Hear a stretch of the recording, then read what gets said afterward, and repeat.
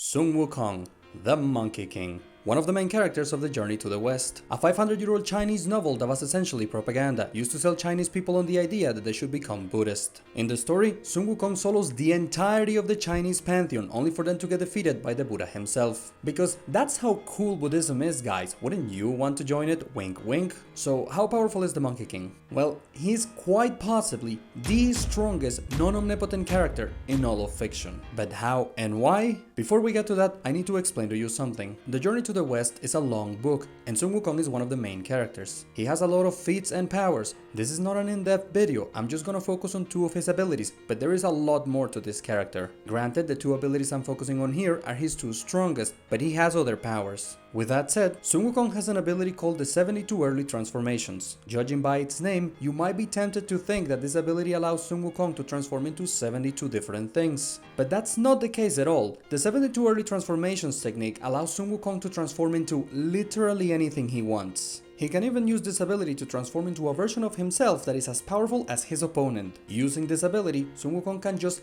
decide to become stronger. No matter how powerful you are, the Monkey King can always be as powerful as you. So why the number 72 then? That's because the 72 Early Transformations technique gives Sun Wukong 72 lives. To put him down for good, you have to kill him 72 times. And by the way, he is immortal. However, this technique does have a limitation. Sun Wukong could not use the 72 early transformations to become as powerful as the Jade Emperor or the Buddha. Both of these beings are essentially the highest entities on their respective pantheons, which means Sun Wukong cannot use the 72 early transformations to become omnipotent. But even if that's the only limitation of this ability, it's still a stupidly broken power. The 72 early transformations technique is essentially like a Green Lantern ring, in the sense that the only thing limiting how you use this ability is your imagination. In addition to this, Sun Wukong's body is covered in 84,000 magical hairs, and he can transform each and every single one of these hairs into literally anything he wants, including other copies of himself. This means that when fighting Sun Wukong, you are fighting an army of 84,000 beings, all as powerful as you, if not stronger. It's worth noting that 84,000 is actually the minimum number, because potentially Sun Wukong has an infinite army at his disposal.